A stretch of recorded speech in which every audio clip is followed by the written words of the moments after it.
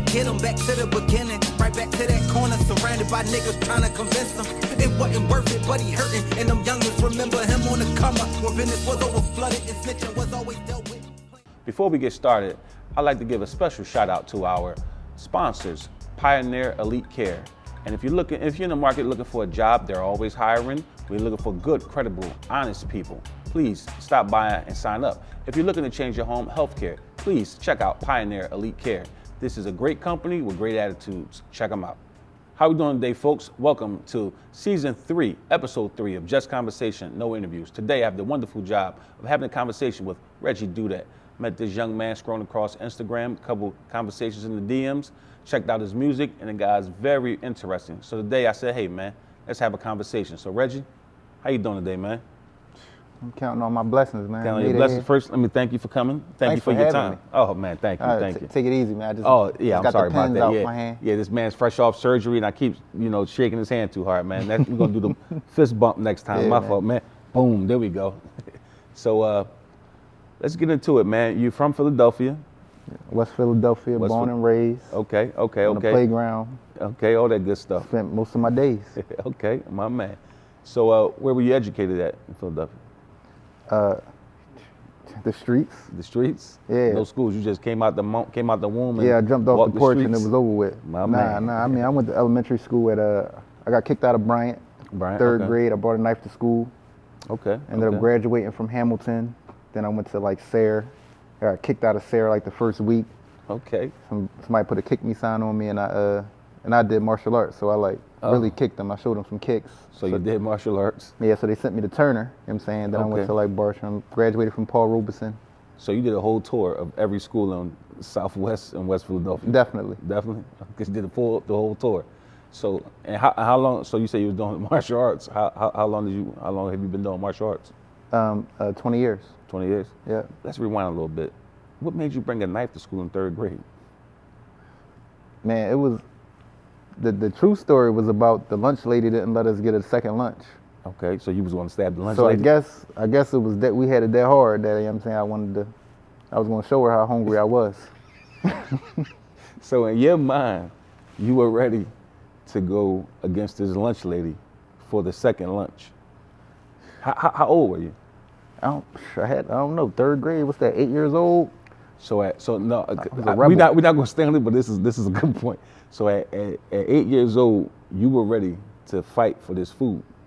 I was ready to die about mine. Ready to die about this food. No, and I bring this up because it's a thing. I'm gonna pivot to something else real fast. It's a thing that happened this week with little kids that actually killed a grown man, and I had a reel about it, and I'm catching a little flack in my DMs. And one thing I noticed about people, we want to be angry at children for making horrible decisions. I am never trying to downplay someone getting killed, but the average male mind doesn't mature to 24 to 25 years old. That's when the mind matures. So if I hold you in contempt, so let's just say so how can you hold someone in contempt for doing something that they don't even know how bad the consequences could be? So let's just say at that time you got that knife and that lady don't give you that second meal. Like you said you was ready to go all out about this meal. Now as a grown man, you could care less if somebody gives you a second meal. Right. But at that moment you like, man, lady, I want this meal. You know what I mean?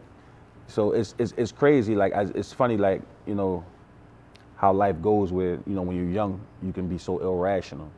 Mm-hmm. You know what I mean? Not excusing anything, just saying that a young mind sometimes looks at things the most stupidest way, and that's a part of being an adolescent. You really can't hold them accountable, too accountable. Yeah, to an extent. Yeah, too accountable. You can't. It's hard to throw a life away for something they really didn't know to understand the repercussions of what they were doing. We live in Philadelphia now, where you see younger people doing extraneous things. You know what I mean? But not to dive all deep into that. Let's get back into. So we talked about you bringing that knife to school. So what was high school like? High school, it was pretty cool. I played basketball. I had a girlfriend. You know what I'm saying? I used to wear Hillies every day. Hillies? Hit the shoes with the heels on the bottom. I don't even know what that is. Yeah, I used to be wearing them. How old through are the hallway. I'm 30. 30? Yeah. Y'all know what Hillies is? He know what Hillies is. Yeah, I had Hillies. I had Hillies in 12th grade. You know what I'm saying? I don't even know what Hillies are. See, I'm 42, so I was haven't sliding through the school. So we they got like them a banned in platform the school. No, so they were like regular shoes. They look like Skechers, I think. The Skechers make the heel. Yep. So they look like Skechers, but in the heel was a wheel. Mm-hmm. So instead of walking, Oh shit, the Jones the Yeah, Jones for the you know, market. Oh, that's what it's Usher called. had them on and you don't have to call video. them when he joints. slid across Yeah. it. Oh, that's good. Y'all getting cute with the names. They just the skating shoes that you can. Hillies. They're called Hillies because you get on your heel. I don't know the name of stuff. I'm Yeah. old, man. Is it? So you 30. So you sliding through the hallways every day. Yeah, I was having a ball. So were you in like arts and crafts, creative arts, anything like that? I mean, I did a lot of drawing. A lot of drawing. Yeah, but I like still in do school, now. like, cause I want to say I was in school from 92 to 96, and it was probably like the end. That's like when I was born. Yeah, I'm on Pop Pop. They call me Pop Pop or Preacher Reef, either one. Okay, preacher man. Yeah, so I know in between like 92, 96, they started to phase out a lot of the programs. So like I remember having music. We had the worst music teacher ever, and I was like, man, I ain't never go anywhere. I cut every time we had to go. Well, for one, it was in the basement. The basement was like it's like penitentiary down there. So anyway, I started noticing, you know, at that time when I think back to school, they started phasing out a lot of those programs. So like, did you guys have like arts when you were Not in in high school? school, nah. Not in high school, yeah. No music, no art, none of that. Arts, none of that. No home ec, no auto mechanic, none of that. Nothing. Okay.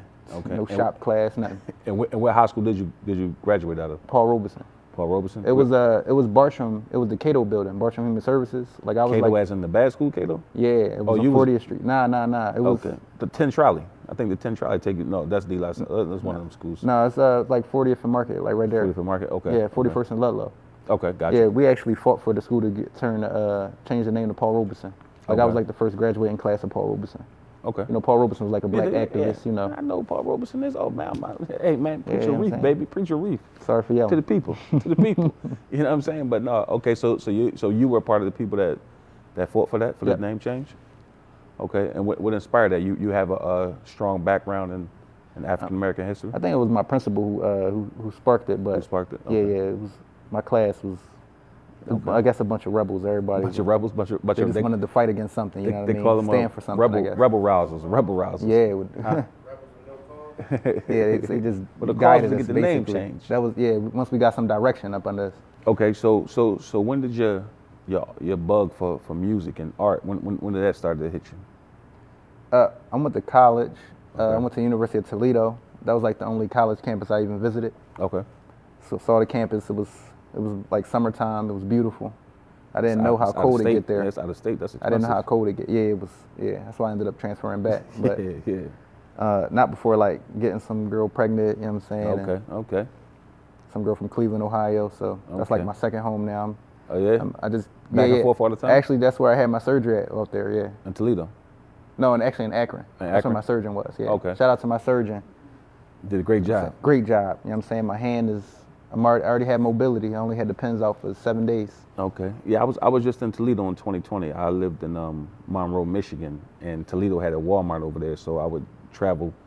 It was actually it's a Whole Foods over there. It was a Whole Foods over there, and it was a Walmart, and it was the more ethnic Walmart for me. So I would go to that Walmart and that Whole Foods because that was like where I would you know, I like to be around people that kind of got my same vibe as me. So I was just in Toledo like 2020. So I was just in that area. It was pretty. It seemed to be like a black suburb when I was there. I don't know what it's. I don't want to know what it's like when the lights go out. And the first time I ever heard of Toledo, Ohio, is when I was in Pittsburgh in the late '90s. There was a guy I met out there, and he was from Toledo, Ohio. And I'm like, I don't know where the hell that's at, buddy. I know where Ohio is at. So it's just I have some tracking through the Midwest and stuff. Okay. So, Okay. Yeah. yeah. So when you got out there, you had the baby. You had the child. Now, out there is when you had your knack for starting to make music? When I was in Toledo, like that's like the first time I recorded was maybe I might have been in 7th grade, but you know I wasn't taking it serious or Yeah, nothing. So yeah. when I went to college, like one of my homies, he's still my good homie now. He actually just dropped a verse on his album that he released when I was in LA. Okay. But he was the first person I seen recording with a sock inside his dorm room. Okay. Had the mattresses all surrounding him like For a the fort. soundproof booth. Mhm. Okay. Uh-huh. And that's where it really took off. That's where it took off at. Yeah. Okay. And what year is this? 2009. Okay. Yeah. Now, it's funny thing about college, you know, you meet people from all around the country. So was the vibe at that time like a Midwest vibe when y'all was out there? You were stuck to like your Philly style, and just doing it in the Midwest. I was the only person from Philly on the whole campus. Yeah. Like it was one boy from, he lived in Philly when he was like in 7th grade, but But he's not from Philly. nah, fam, you ain't. Yeah. I got you. You ain't really go through nothing. So I was like the only person. So it was easy to keep my style and just be me, because everybody gravitated towards the way I walk, the way I talk, how I dress. You know, it wasn't like nobody else. Okay. And you still go up there now? Yeah. Do you notice now how like, because I remember back in the 90s, everybody in Pittsburgh looked like they was in a West Coast video. But no, seriously, this is in the 90s, because you got to think about like what videos were big at the time. So everybody in Pittsburgh, to me, looked like they were like on some West Coast vibe, Boss jeans, plaid shirts. And everybody from Philly had like the East Coast style. Mm-hmm. And then when I went out to Pittsburgh in 2019, man, I'm in the clubs out there. I was in Aaron O'Donnell Club, it's downtown Savoy or something like that. It looked like everybody in this club was dressed like a Philadelphia person, but really dressed like a rap video person. And it was funny, like, because of Instagram and everything, everybody looks the same now. Yeah. I don't know if it was like that. You know, I don't know if you've been up there and happened to notice how like everybody now in all parts of the country all look the same, which is, you know, it's different from what I'm used to. Yes, it's no originality no more. Everybody's programmed. You just put all the whole kit, the whole draper kit and on. designer, and then you good. You know what I'm saying? You can do whatever you want. It don't. So I see you have a different type of style, like. I'm gonna rock some Vans. I'm gonna rock some Chucks. You know what I'm saying? And you always been like that? Like that always was your style? I mean, in high school, you know what I'm saying, I had like Pradas and Gucci and all that back in high school. So it was like, when I went to college and came back, my little brother and them looking at me like, damn, bro, because I'm wearing thong flip-flops and all that. Because it's like, you got chocolatas on. Yeah, chocolatas, you know what I'm saying? You couldn't tell me nothing. It's like, I done seen the people who really had money. They was super comfortable, not trying to prove look like it. This. Yeah, I got you. So that's basically where it started. That's what changed the way you looked at stuff. Okay, so. I never really placed value on that stuff, no way, you know what I'm saying? It wasn't. Yeah, it doesn't hold value, for real. Exactly. But so boom. So you started recording in 08, 09. Mm-hmm. When did you ever make enough material to drop your first album? Just last year. Just last year? Yeah, I actually started probably recording my album definitely during the pandemic. It was February 2020. Okay, so right when it started.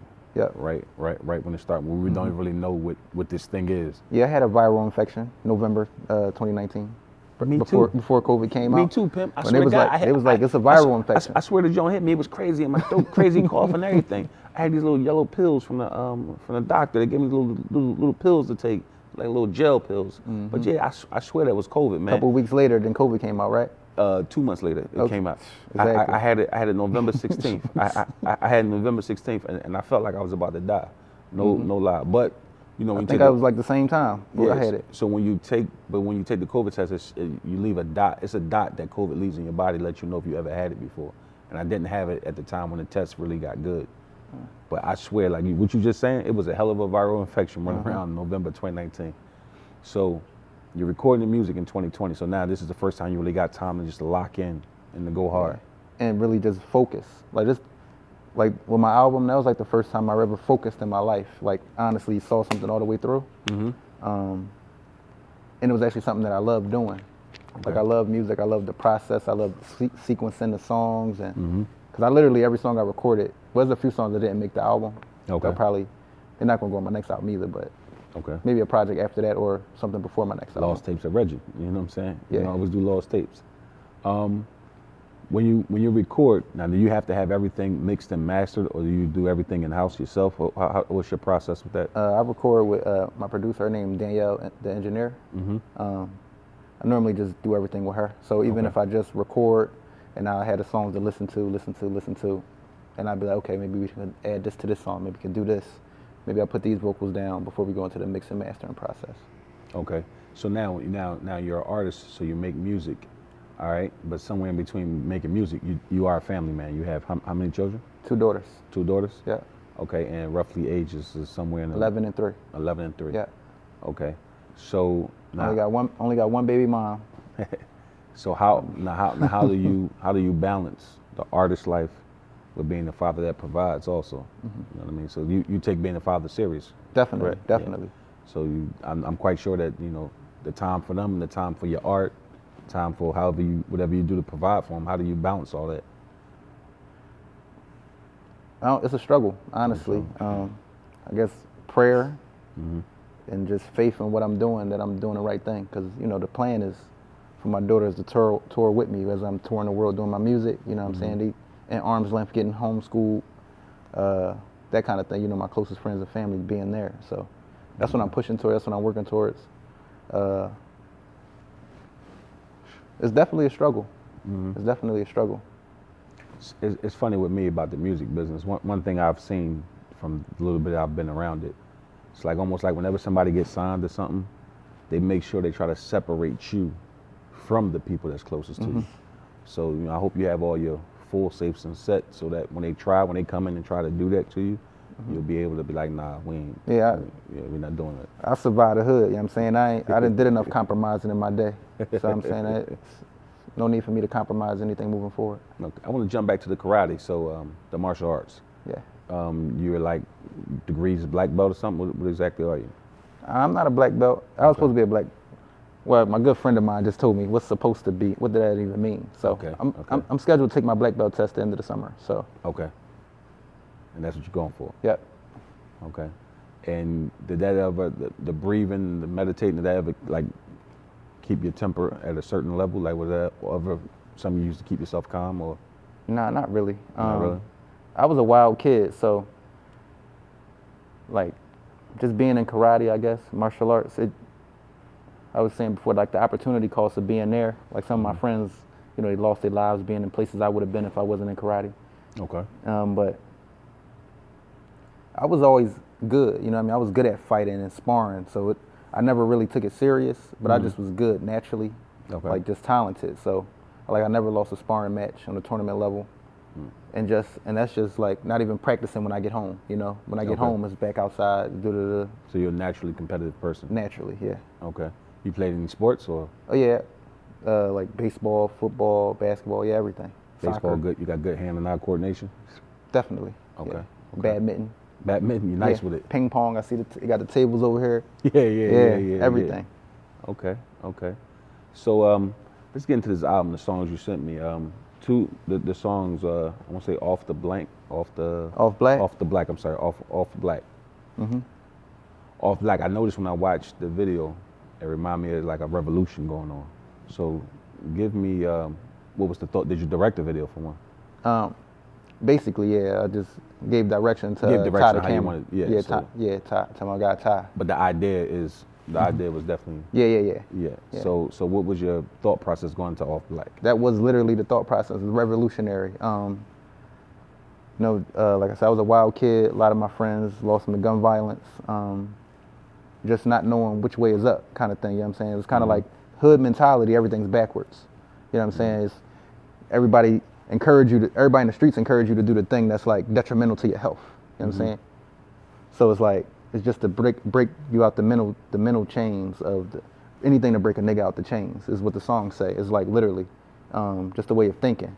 You know, I done seen my friends go from being friends to wanting to kill each other to people actually dying. You know what I'm saying? So it's like, you always hear the metaphor of, you know, put wolves in a cage and take the food away eventually. Like I seen that shit happen, you know what I'm saying, real time. So that's what I'm going against with everything with my music, you know what I'm saying, to combat that. Okay. So you want to change that mentality? Exactly. And where do you think that mentality started at? Like because you seem like you know history and everything, so where do you think that mentality started at? I mean, it could have started in the music, you know what I'm saying, with the creation of gangster rap. It could have started when they took fathers out the homes, you know what I'm saying? It could have started. I think it started before that. I think it would be like in slavery. Like I would, you know, always putting us against each other. Something I noticed about this country, they always like, you know, it's funny, man. It's like when I watch ESPN sometimes, the highest ranking shows in sports is about debating. So everything is always compared. What's better? Why the fuck do everything got to be compared? Why can't this is great for this is great for this is great for that? Like I'm not even talking about you know, when you compare everything, you take away the value, devalue. You have to devalue something to make something better. So you know, you take away the joy of that thing.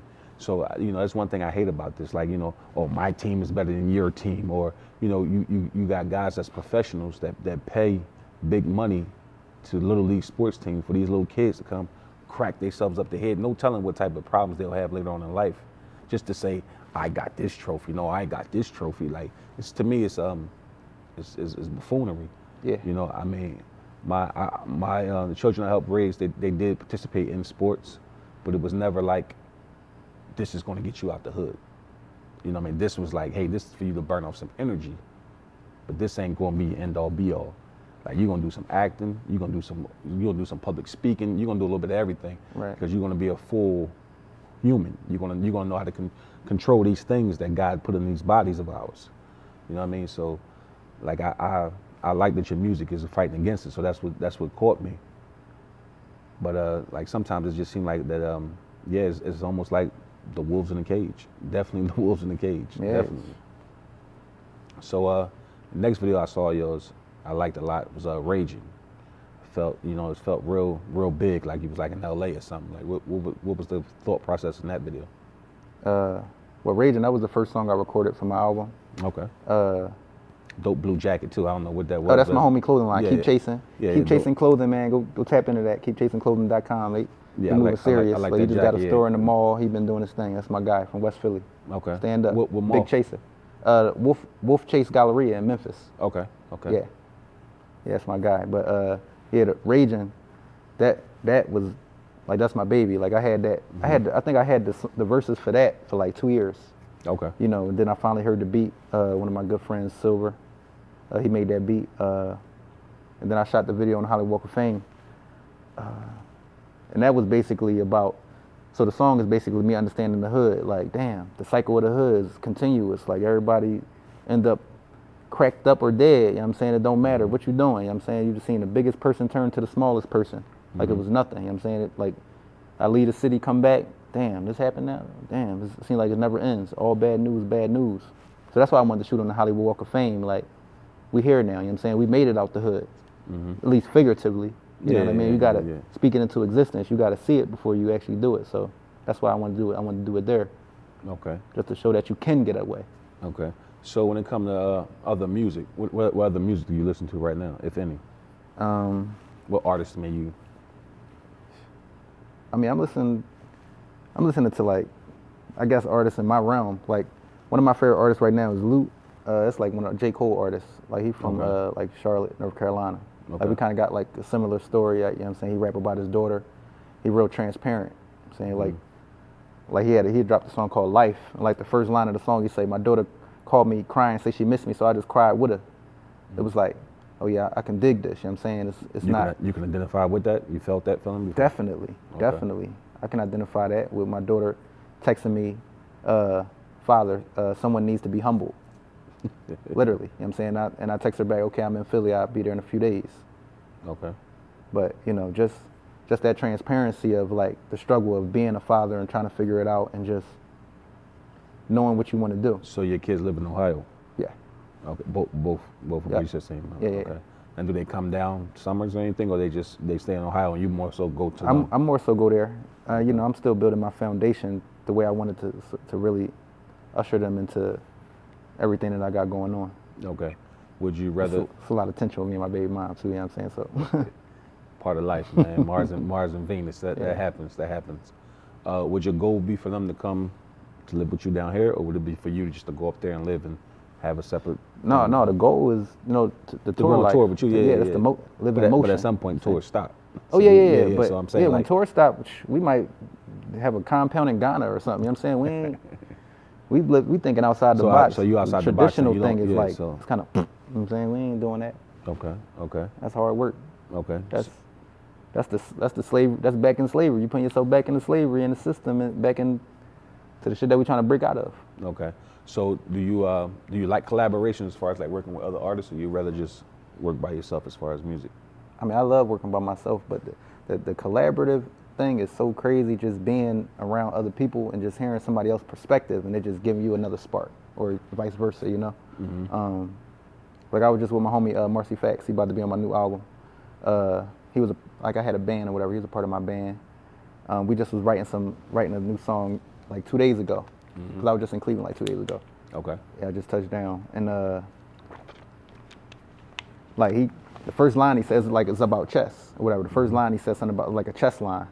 And I'm like, damn. He said, yeah, we're gonna call this Queen's Gambit. And then it just, all these sparks went off in my head. Like when I first heard the beat, I couldn't really think of nothing. You know what I'm saying? He came up with a line and he said, yeah, let's call it this. And then before you knew it, I had a verse, breakdown, chorus. Okay. So it's like, I definitely enjoy working like in a group. Okay, so you do enjoy working in the group? Yeah. Okay. So growing up, what was some of the music you listened to as far as like from the field? I mean, like what did you listen to like when you were in high school, you were in junior high? What was the vibe of the music? Well, 7th grade was the Carter 2, every day. Every day, the Carter 2. Okay. By the time I got to high school, I probably was listening to a lot of Meek Mills, honestly. Okay. Like one of my homies, he gave me my first Meek Mills CD. Flamers? Nah, it was like the BH Boys. It was like the Bloodhounds. Bloodhounds. Yeah, he gave me that. Yeah, I think that might have been back in 8th grade, but I think that's what really like. I was watching all the DVDs and stuff like that. You know what I'm saying? So we was already hip, like every day. Too Raw for the Streets, all of them, everything.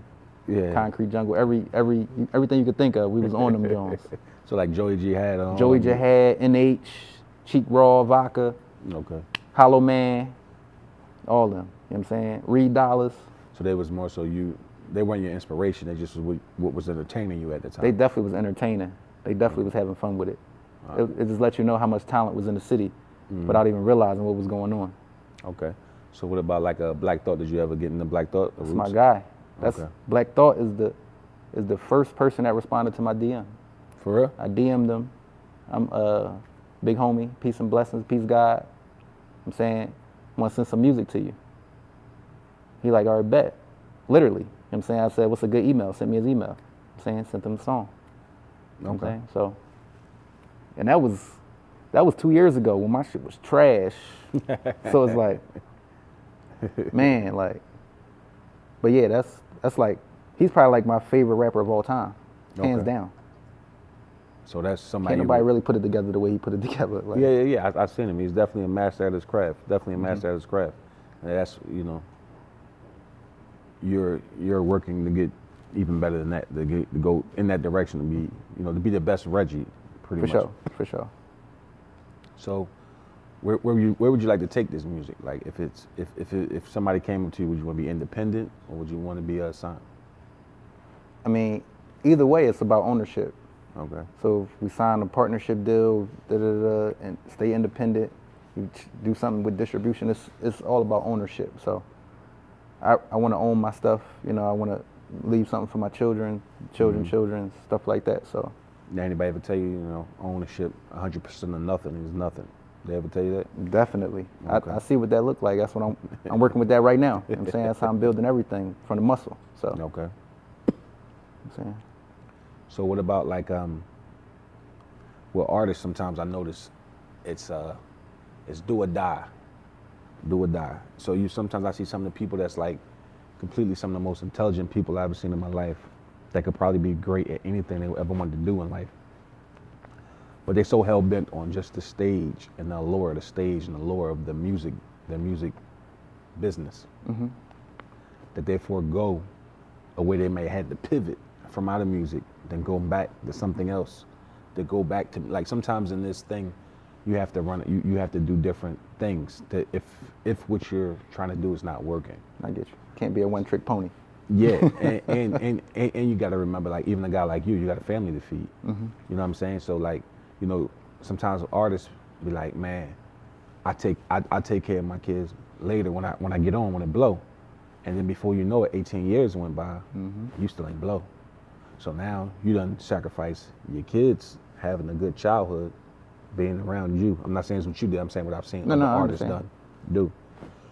They sacrifice their family for that dream. So I'm asking you, like, is the dream bigger than the family? Like, is the dream, how do you know when you got to say, all right, Reggie, I got to pivot? Because at this point, I gotta make sure I got things right for these young ladies I'm growing into women. Like how do you make that decision? Just moving out of faith. Like my daughter just texted me she wants some Yeezy slides. It's a Yeezy slide, it's not a necessity. Yeah, well, I know. But she had honor roll all year, you know what I'm saying? Oh, It's the they first are. year of sixth grade, Oh, so it's like, no. we're gonna make it happen. Those are a necessity at this point. Yeah. Honor roll all year round. Yeah, you got, Pops, you got to cut something. You know what I mean? Yeah. I like to do is put the cash in their hand because it stresses them out. That's what I was doing too. I was giving her allowance, then she act like she couldn't keep up with the money for a second. You know what I'm saying? Oh, it's in my pants pocket. Oh, what's this? I said, you didn't allocate all your resources yet? Oh no, they don't like money now anyway. They'll tell you in a minute. Yo, I only do digital cash, like just cash at me or something. I ain't got time for all that. You know what I mean? Yeah, my daughter ain't got a cash app yet. It's coming. She got an iPhone though, but it's coming. That cash app is coming. They don't like cash. They can't keep up with it. They'll tell you that. I don't know how. Like when I was young, I can tell you when I got my first $100 bill, my first $20 bill. I tell you my first 4 quarters. You know what I'm saying? Like I remember when I first got my cash. But kids now they be like money. Yeah, me too. They be like money. Who does that paper money gas shit? For the first time I had $100 at one time, it was at the 58th in Baltimore at pumping gas. Yeah? Yeah. It was a good day. It's a record in my hood, you know what I'm saying? One of my homies made $93 the next day. Yeah. But I got that bean. What year is this? Y'all was getting beans out there. What year was this? I don't even want to keep it G, man. I probably was 13, man. Like I probably pumping gas for 5 years. Like the last day I pumped gas, I was in 9th grade and this girl I had a crush on, her and her mom pulled up in the truck to the gas station. Fuck this gas I shit. took off, sprinted. Yeah. It was too late. Next day she was like, my mom want to meet you. I didn't know what that meant at that age. You know what I'm saying? Now, I would have went and met her mom. She'd have been my girl. She probably had all my babies. So you didn't even meet the mom because she wanted to meet? No, she saw you hard working. I ain't know what that meant. You know what I'm saying? I thought she would have seen, oh, these dirty ass young boys out here. You know what I'm saying? That shit. So tell me this, I'm gonna dive back a little bit. What was your growing up like? You had a mother and a father, or just, I mean, what was your? Like my mom, she had an addiction. Like I got the strangest feeling, brother man in the kitchen whipping up the same shit my mama tripping off. Ask me if I'm living wrong. So it's like, my brother was selling crack to keep the roof on the house. You know what I'm saying? My mom, she wasn't even allowed in our house, and my dad was like a 2-time felon. So it's like. Then he got sick, you know what I'm saying? Then he got locked up. So he was had stage 3 cancer in jail, in and out. Then at this time, then I go away to college. But it's like, and he died when I was in Toledo or whatever. But I'm surprised your music don't sound like that. Like usually guys with that, like that's all in their music. Like that's all in their music. I mean, a lot of people say my music is heavy as is though, you know what I mean? And I thought, I thought it was kind of heavy myself, so I was. But I'm just saying, like that. I mean, that's just a heavy. Like what you just said is like that's heavy. Like from what you talk about, from what I've seen so far, I would have thought that you had like both parents, and you were born both parents. You had a little bit of they educated you, taught you some stuff. Man, that's why I said I was raised in the streets. I wasn't playing when I said that. Like we went many winters with no heat, many summers with no water. Like, so you know about the kerosene heaters, or you just had no kerosene? We had no kerosene heaters. No kerosene heaters? Like maybe one winter. One winter kerosene? Maybe one, yeah. But I remember it being cold. You know what I'm saying? I remember wanting to go to my friend's house. So that's why you was ready to bust that ass about that extra fucking meal. You wasn't playing about that extra meal. It's so crazy looking back. It's like, damn, But my pop used to cook though. You know what I'm saying? So it's like I don't know why you were so hungry that day. Yeah, I don't know.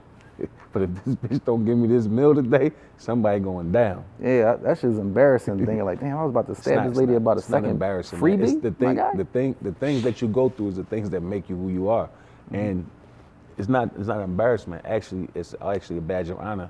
As long as your daughters don't never have to stab, don't ever even think about stabbing a lunch lady over a free meal. See, at that point, you just broke, you broke the chain. Just by making sure that they don't have to stab the lunch lady for the extra meal. You understand what I'm saying? So like the things that embarrass you, that's the things that make you. Like, there's no reason to ever be embarrassed over some shit that you had to go through, because that shit's part of making Reggie who he is. You know what I mean? So I would never run from the things I've done in my life. Shit, we all did some dumbass shit in our lives. I could be here in front of these cameras and talk for 24 fucking years straight about all the dumb shit I've done in my life. You know what I mean? But it's not embarrassing. It's things you go through. It's called a growing process. Some people grow this way, some people grow this way. There's no right or wrong way. Just you make it through this shit. 'Cause Right. this is some shit. This is some shit we in. You know what I mean? I'm not even talking about the physical shit. It's the mental shit. Mm-hmm. You know what I mean? So, you know, the compassion the guy got to deal with. His mom is getting high, and his brother's got to cook this shit. Got to cook this coke. And his brother saying, "Yo, don't let mom in the house, cause she gonna steal all the shit." And now I'm going through this, and you expect me to go to school and learn about some boring ass shit about some guys that came over from this country and discover some shit that was already discovered, or some lady who's talking down to me who don't even understand. Like, lady, you don't even speak the way I speak. Lady, I get up and I pull this fucking knife out, cause I ain't stabbed the lunch lady, bitch, but you can get stabbed today. Like, you know what I mean? That's the rage that walks around in so many of these classrooms that a lot of these people don't understand because they don't come from that. You know, so there's no compassion, there's no empathy. They wouldn't even understand what that's like. You know, especially if you had your mom and dad all the time. You know, one of my best friends, he's dead now. He used to give his mom crack. He used to give her crack. And I used to be like, I'm like, why you doing that shit? He said, man, I'd rather give her this shit than have one of these niggas out here have my mom sucking dick for this shit. You know, and you gotta look deep, at that but shit. it's real. Yeah, and this is the decision he made at like 15 years old. You understand what I'm saying? See, it's a different triple beam of life that you got, where you gotta learn how to like level this shit out. Again, you know, so you know that was some real shit, because I was like, man, I would never give my mom no, you know, I'd never give my mom. And I don't have at that time I didn't even have a great relationship with my mom, and I was like, I never do no shit like that. But then when he broke it down to okay, well, if you don't. And when you see your man come out the alleyway, well, not even your man, you see one of your peers come out the alleyway with your mom laughing and joking, then what? You know what I'm saying? Right. So it's a slippery slope, man. It's a slippery slope. But I don't want to go back down this long reef thing, because I told you, like, this shit could get wild when I start talking about some of this shit. Yeah, but but just to, you know, clarify with the, not even clarify, just the knife in school thing is like, you really don't know what kids are going through. You ever heard, you seen or read the poem, Cause I Ain't Have a Pencil? No. Some shit, like the young boy, is like a poem by the young boy, like, today I woke up, got my sister ready for school, got her dressed, got her washed, da-da-da-da. You know, the whole process of a morning day that your parents supposed to do, but he did it for him and his sister. Then, you know, he get to school and he got kicked out of class because he ain't have a pencil. And it's like all the shit he had to get through just to get to school. Exactly. And you mean to tell me I got to get out because I don't got a pencil? Because I ain't got a pencil. Yeah. Yeah, that's some real shit. I gotta find that. Somebody find that. We gotta find that, because I ain't got a pencil. Yeah, so we'll look up for that. That's a national published. Yeah. That's a Okay. published one. I'm not sure who wrote it, but Yeah, we'll find it. Somebody will find it. But yeah, man, that's deep, man. That's deep, man. But yeah, man, keep striving. When's the next project dropping? probably December. December. I didn't really put a date on it yet. I'm still tweaking it. This is gonna be an instant classic. Like my first project is like my Reasonable Doubt. You know, you know, the 5 years, 10 years it'll be a classic. Maybe in 2 years it'll be a classic. Maybe in 6 months. You know, when Well, I'll just let we you in know. a different time frame. To me, Reasonable Doubts was a classic the first time it came out. And there's people in there who may No, watch no, this that facts. No, this is That's different. how I feel about No, mine too. But no, listen. it's gonna be critically acclaimed This as is a not classic. about you. This is not about you. This is a shot at some niggas that was outside with me at '96, and we were standing in the playground, summer league, and It Was Written came out in June '96, and I want to say Reasonable Doubt came out like the end of June or something. And what happened was, because I listen to a lot of music, Nas' album was getting stale because I listened to it too much. This is tapes. I'm running that tape back and forth. Reasonable Doubt dropped, and now me and my brother Mill, we the only ones. We like, yo, this Jay-Z dude. Motherfuckers like, man, get the fuck out of here. Who the fuck is this? Actually, I'll never forget, the one boy said, I got a Reasonable Doubt. That shit is a Reasonable Doubt. It's a Reasonable Doubt. This shit corny. I remember they laughed us out. And it was one hustler, one major hustler, he dead now too. He remembered the conversation, and he saw me like probably a couple days later, and he pulled over his Benz and pulled up on me. He was like, youngin', he was like, this shit all that. He was like, you right. And then back down the playground that following Friday, and he told everybody like, no, he right. So then, you know, I'm the man now. But anyway, I mean, there was no, I knew music. I knew my music. Right. So you know, it's funny about Reasonable Doubt. It was a slow burn. So if the album you just dropped is going to slow burn, that's fine. And you're saying this next one is going to be the one that It's gonna hit off immediately from the intro to all the way through. Like I got a singer on there from DC. Her name Insomnia. Like I'm saying? I saw her singing at one of these showcases one time. You know, we ended up linking up after that and coming up with this great idea for a song. Got my homie Mel Low Key on there. He like one of my favorite artists. He's like he got an imprint with my little brother, Low Key or whatever. They they do clothing lines, they do book bag drives, all that. Okay. Yeah, this next album is gonna be something different. You know what I'm saying? It's a little bit into the realm of what they're doing now, but I'm not really going into it. I'm just peeking my head in the door Fucking before around with you it. know what I'm saying? Yeah. I Let got y'all you. know I'm here. You know what I'm saying? I ain't running late. Y'all niggas jogging in place. Okay. I'm with you. So, is there anything else you want to discuss that we've not have crossed yet?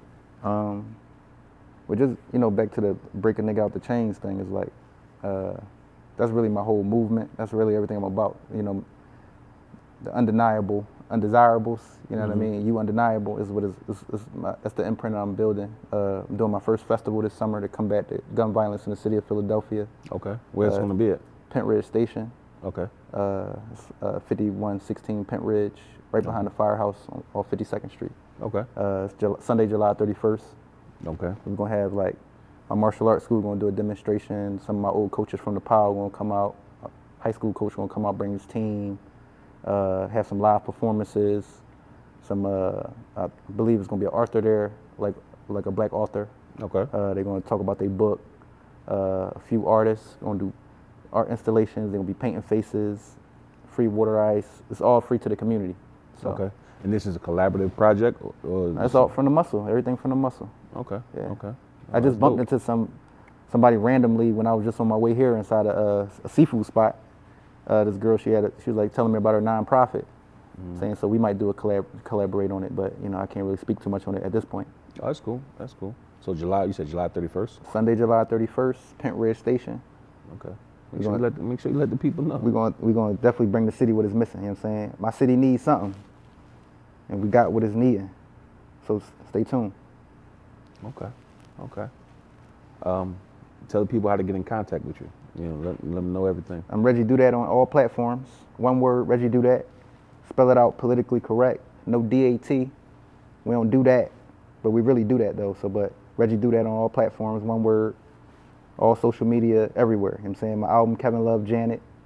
Stay tuned for Janet Love Kevin. That's gonna be the sequel. About to spin back with that and double down on that, even though I never really seen my parents.